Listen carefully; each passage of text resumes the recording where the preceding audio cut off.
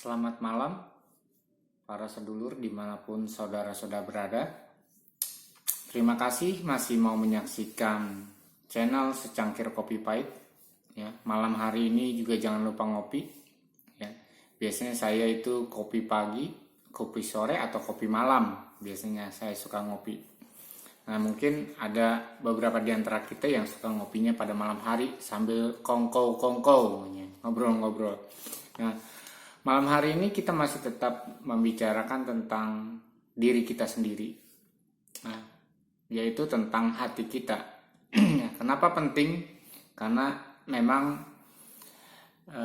ini sengaja saya buat seri supaya kita bisa memahami sebenarnya diri kita sendiri. Ya, sebelum kita bisa memahami orang, sebelum kita memahami lingkungan hidup kita, sebelum kita bisa memahami Allah, yang terlebih dahulu kita harus memahami diri kita sendiri, siapa kita dan untuk apa kita ada. Ya, saya ingin membicarakan tentang hati, kembali tentang hati. Kenapa ini penting? Karena hati adalah manusia batiniah kita. Nah, manusia kita kan harus dibangun secara holistik, yaitu batiniahnya dan juga jasmaniahnya. Nah, jasmaniah itu kan sesuatu yang nampak, manusia biologis. Tetapi batiniah ini kan terbagi dalam dua dimensi juga gitu maksudnya, dimensi roh dan dimensi jiwa. Nah, jiwa inilah ada hati dan pikiran. Nah, kita membangun semuanya itu. Jadi saya tidak memisahkan antara rohani, agama gitu kan, jasmani, bisnis segala macam. Itu harus dibangun satu gitu loh, dibangun dalam satu kesatuan. Tidak boleh ada yang timpang. Nanti kalau ada yang timpang malah kehidupan manusia menjadi aneh, menjadi abnormal gitu kan. Ya, kalau ngurusin rohani aja memang kita udah ada di surga. Tapi kalau ngurusin jasmani saja, ya kan, bagaimana kita bisa tahu kehidupan kita, ya, roh kita nanti gitu kan. Jadi kita akan membahas kembali masalah di hati, masalah hati ya. Ya, hati manusia itu sebenarnya unik. Hati manusia itu bisa memberikan aliran-aliran air hidup. Ya, kalau saudara tahu air hidup itu air yang mengalir. Nah, air yang mengalir itu di dalam tradisi agama-agama adalah air yang menyucikan. Jadi kalau ada air kelapa itu disebutnya air suci tetapi tidak menyucikan. Ya, air hidup itu adalah air yang menyucikan. Jadi orang membasuh tubuhnya di air yang mengalir, yang menyucikan. Terus air hidup itu yang menyejukkan, yang memberikan hidup dan kehidupan. Di mana ada air, di situ ada kehidupan. Bahkan tubuh manusia sendiri katanya dibangun dari 80% air. Wah, luar biasa kan? Jadi memang air itu yang memberi kehidupan. Tanpa air kita tidak bisa hidup dan tidak ada kehidupan. Di planet-planet di dunia ini yang tidak ada airnya tidak ada kehidupan, karena air itu adalah sumber kehidupan. Semua makhluk hidup itu mengandung air, tumbuhan, ya kan, hewan itu pasti mengandung air, karena itu manusia dikatakan 80% tubuh manusia itu mengandung air. Jadi air itu yang memberikan kehidupan. Nah, lalu kenapa hati manusia itu bisa menyucikan, bisa menyejukkan, bisa memberikan aliran-aliran air hidup? Ya, ini tentu ada dasarnya dari zaman baheula gitu ibaratnya. Karena di hati manusia itu ada Allah. Jadi kalau orang beriman percaya Allah itu ada di hatinya, dekat gitu, sama seperti orang suami istri atau orang pacaran gitu kan. Engkau ada di hatiku, aku ada di hatimu. Ya, seperti itu maksudnya kan. Hati itulah ketika Allah ada di hati, maka Allah yang bekerja, Allah yang memberikan aliran-aliran air hidup dan kehidupannya. Jadi ketika Allah ada di hati, firman Allah ada di hati kita, maka hidup kita akan memberikan kehidupan bagi siapapun, bagi orang lain, bagi alam ini, bagi dunia ini. Jadi adalah sesuatu yang abnormal, sesuatu yang aneh, sesuatu yang mungkin lucu kalau kita merasa beriman tetapi kita memberikan kerusakan di muka bumi ini. Ya, dalam sejarah peradaban manusia kadang-kadang agama malah merusak gitu kan. Ketika orang punya pengetahuan tentang agama dan merasa dekat dengan Allah, malah menghancurkan, malah menaklukkan, malah ya mungkin ada yang menggenosida gitu kan istilahnya, membabat habis gitu suatu kaum di muka bumi ini karena atas nama Allah. Nah ini kan nggak benar, sesuatu yang aneh. Allah ada di hati kita itu memberikan kehidupan. Nah kenapa manusia rohani kita, rohaniawan gitu, salah atau disorientasi di dalam kehidupan beragama? Kenapa salah? Karena menganggap bahwa bangunan itu adalah bangunan suci, tempat Allah tinggal. Karena itu ya gereja dibagus-bagusin, masjid dibagus-bagusin, ya kan, pura dibagus-bagusin, segala satunya dibagus-bagusin, yang bentuknya fisik dibagus-bagusin, supaya katanya Allah tinggal di situ. Bahkan dikasih batas suci, tidak semua orang bisa melewati batas suci itu, dan orang yang harus melewati batas suci itu harus suci dulu, ya, badannya harus dicucikan baru boleh injak itu. Ya kan, jadi kalau bawa sandal jepit, bawa sepatu yang kotor ada debunya, tidak boleh masuk ke situ. Nah ini kan suatu paradok, bicaranya tentang rohani tetapi ngurusinnya tentang kebendaan gitu, mengurusnya tentang sesuatu yang sifatnya benda hidup dan benda mati, sedangkan rohani itu tidak terpengaruh dengan seperti itu. Nah itu yang harus kita pahami, sangat dipahami gitu kan, supaya pemahaman kita tentang Allah itu benar gitu loh, bukan menurut pendapat kita, bukan menurut aturan manusia. Jadi dulu ada literasi yang mengatakan bahwa banyak umat manusia ini giat untuk mencari Allah, tetapi menurut pengertiannya masing-masing. Hanyalah perintah manusia sebenarnya yang dilakukan, bukan perintah Allah, karena tidak ada Allah memerintahkan ini itu gitu kan. Tetapi perintah manusianya yang akhirnya yang dengan istilah modernnya gitu, dengan istilah keagamaan itu menjadi fatwa, itu menjadi istima lah ibaratnya, isma gitu kan, itu menjadi ijtihad gitu kan. Nah itu contoh ya di semua agama ya, di semua agama. Nah sehingga itu yang dipentingkan, tidak dipentingkan rohaninya, rohnya itu seperti apa sih sebenarnya. Ini yang bikin saya gregetan, maksudnya roh itunya loh yang harus dipentingkan gitu kan. Gimana berhubungan dengan Allah itu dengan rohnya, bukan dengan jasmaninya gitu kan. Nah, karena kita ini manusia yang terdiri tubuh, jiwa dan roh, maka kita harus membangun tubuh kita ini secara holistik. Nah, ketika ya beberapa episode sebelumnya saya membahas tentang manusia itu seperti tumbuhan. Akarnya harus kuat, yaitu manusia batiniahnya, kalau manusia lahiriahnya mau kuat. Jadi kenapa saya membahas ini lebih banyak tentang manusia batiniahnya ya? Karena gini, hati manusia yang suci itu kan tempat Allah tinggal, menjadi bait Allah, ya kan? Baitnya Rohul Kudus kalau seperti orang Kristen bilang seperti itu. Jadi di situ Allah boleh tinggal. Nah, di situ hadirat Allah. Dan hadirat Allah itu memberikan perubahan. Saya mau nantang sebenarnya kepada para rohaniawan, apakah saudara bisa membawa hadirat Allah ke masjid-masjid, ke gereja-gereja, atau ke pura-pura, dan hadirat Allah ada di situ? Yakin saudara bisa membawa hadirat Allah ada di situ? Kalau tidak, ya harus dipertanyakan. Ya kan? Semua orang itu kan kalau rohaniawan ya, yang memiliki ilmu agama pasti bicaranya atas nama Allah, ini dari Allah, semua untuk Allah gitu kan. Tetapi betulkah ada Allah di situ? Mari kita bahas. Saya membahas ini bukan membahas agama tapi rohani. Ya, hadirat Allah ya yang ada di dalam hati manusia.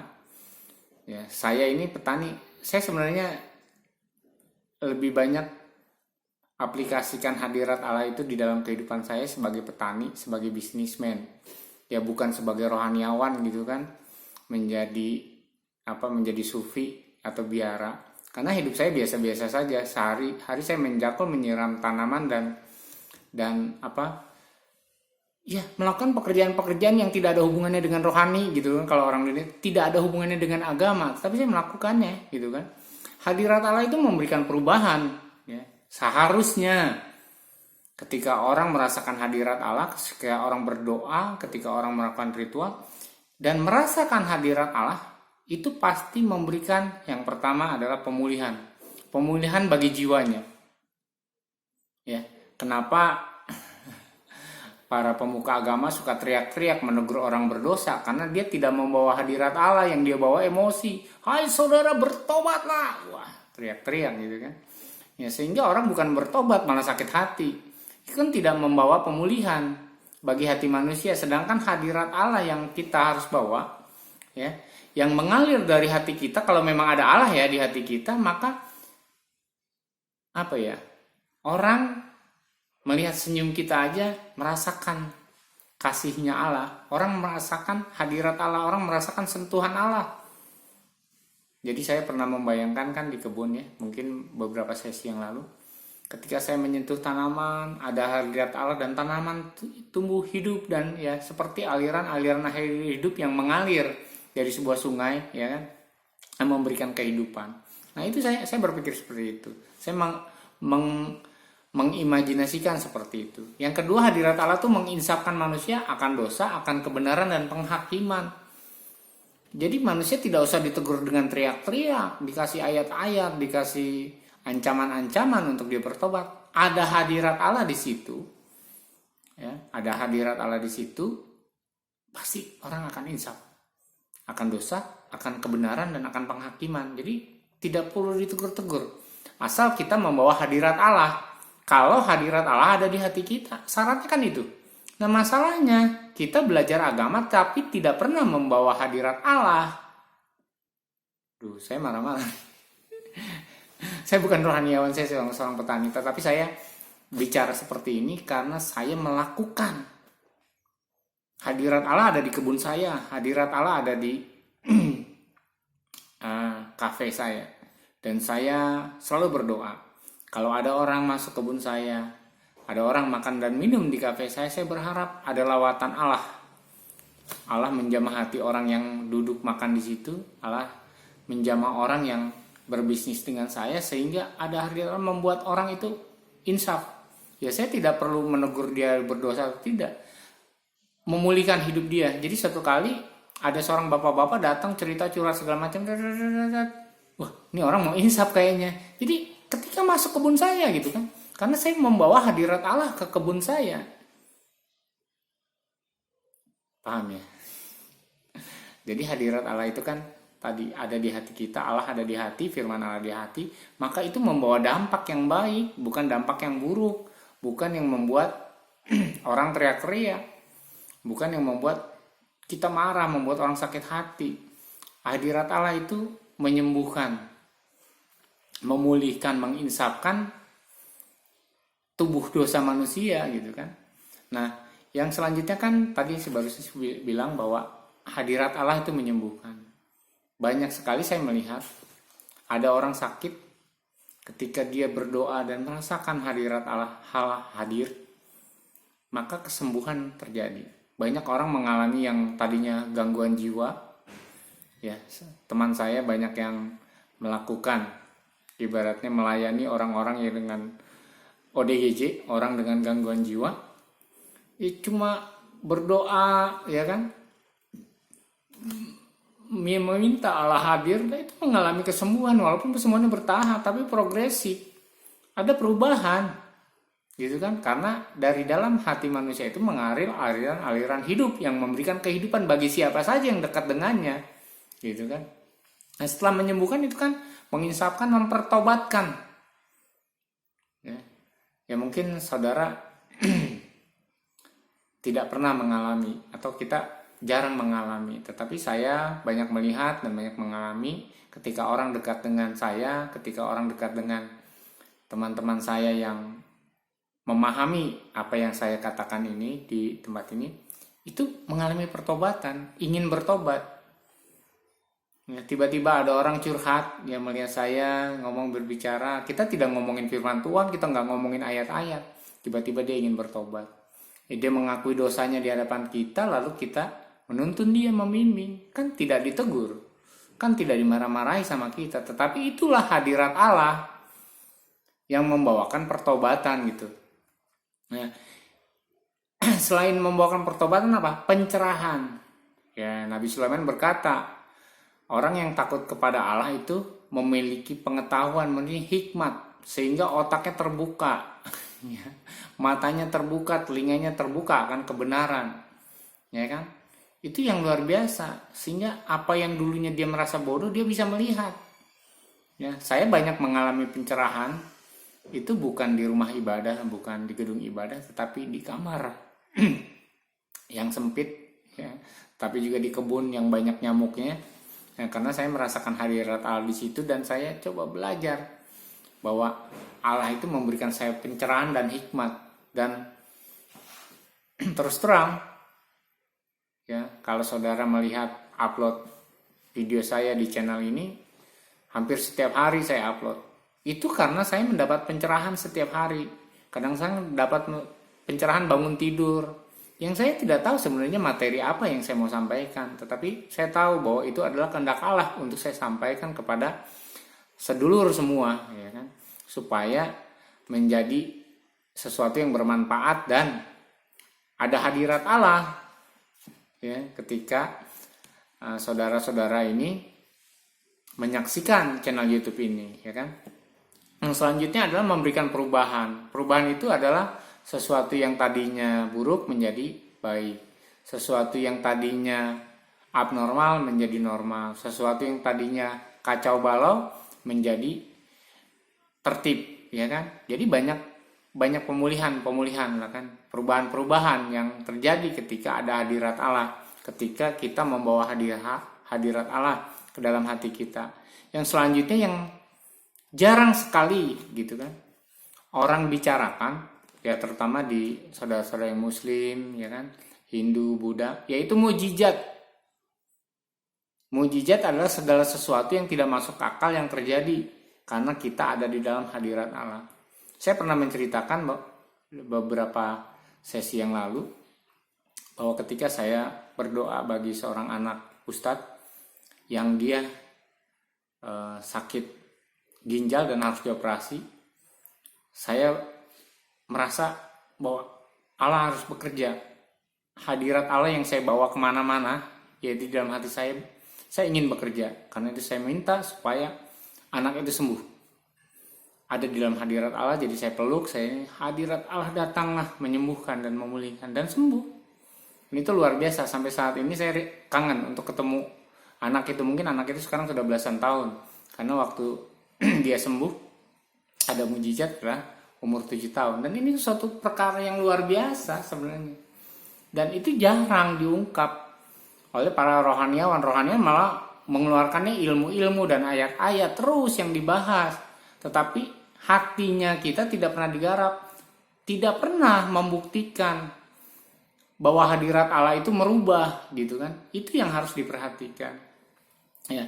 Jadi mari saudara semua yang beriman, yang merasa beriman, yang belum beriman, yuk kita undang Allah untuk masuk ke dalam hati kita, menyucikan dan menguduskan kita, dan sehingga kita dari dalam hati kita ini mengalir aliran-aliran air hidup. Karena roh Allah kan adalah roh Allah itu bekerja, ya, seperti aliran-aliran sungai yang mengalir dari dalam hati kita, ya. Lalu ketika dia mengalir, ya, setiap tanaman yang tumbuh di sisi aliran air ini akan hidup, ya. Literasi mengatakan bahwa daunnya itu bisa jadi obat dan buahnya bisa dimakan untuk mengenyangkan. Bahkan ada ikan-ikan yang hidup di aliran air itu, artinya memberikan kehidupan. Itu kan sebuah analogi di dalam literasi kuno kan, yang ribuan tahun yang lalu adanya. Dan itu banyak dialami oleh nabi-nabi. Tongkat Musa bisa jadi ular, artinya tongkat yang mati itu bisa hidup, ya kan? Tongkat Musa bisa membelah laut, artinya ada tekanan dari tongkat itu yang memberikan kehidupan sehingga air laut itu menyingkir, ya kan? Hal seperti itu yang seharusnya terjadi pada kita. Itu bukan cerita masa lalu, itu bukannya cuma dongeng gitu loh kan. Kita kan menganggap itu seperti dongengnya, ya itu kan zaman dulu, mujizat itu zaman dulu. Bahkan Yeshua HaMashiach, Yesus Kristus yang menurut orang Kristen itu, atau Isa Masih menurut Islam, itu kan banyak melakukan mujizat dan tidak bisa itu dibilang dongeng gitu loh kan.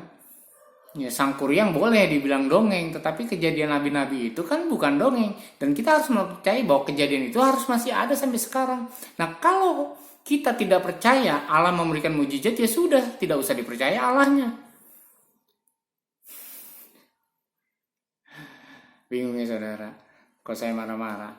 Ya, karena masalahnya saya ketemu dengan orang-orang rohani, tidak percaya kepada mujizat, tidak percaya kepada kekuatan roh Allah.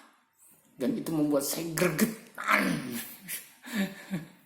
Ya kan, tidak percaya kepada pertobatan, bahwa hadirat Allah memberikan pertobatan, hadirat Allah itu memberikan pencerahan, hadirat Allah itu memberikan kekuatan.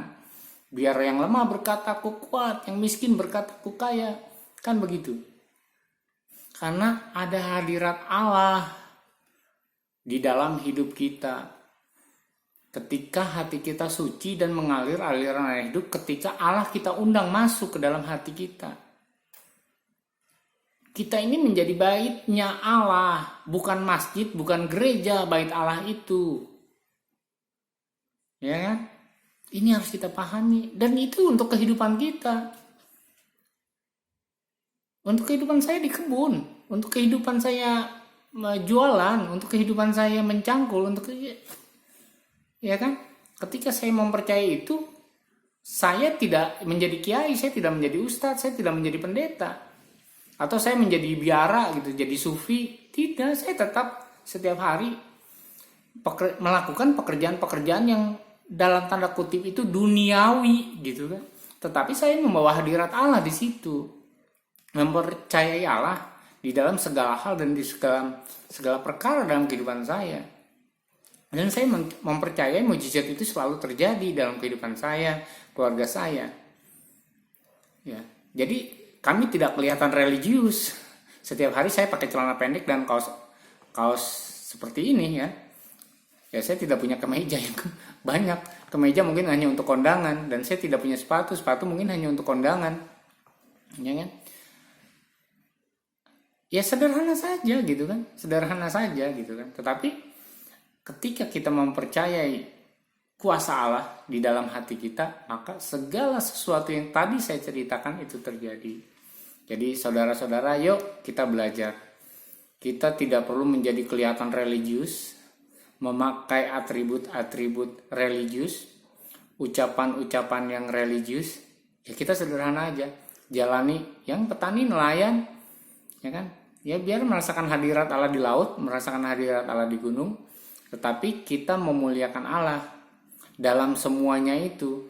Ketika mencangkul, ya saya mencangkul. Ketika saya pegang tai kambing gitu kan, ya saya merasakan hadirat Allah. Walaupun mungkin tai kambing najis, tapi ya Allah kan tidak peduli dengan tai kambingnya. Allah pedulinya dengan saya, hati saya kan, seperti itu.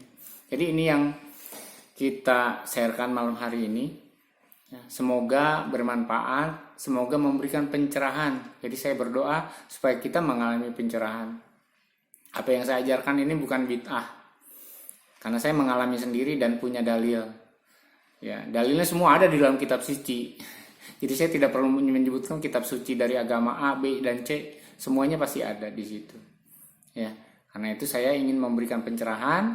Semoga materi ini juga memberikan pencerahan bahwa dari dalam hati kita, ketika ada Allah di situ, bersemayam di situ, maka ada aliran-aliran air hidup. Hidup kita akan menyejukkan bagi orang lain. Hidup kita akan memulihkan orang lain. Ya, karena roh Tuhan Allah katanya ada padaku. Ya. Jadi itu yang harus kita pahami bersama-sama dan kita pelajari. Semoga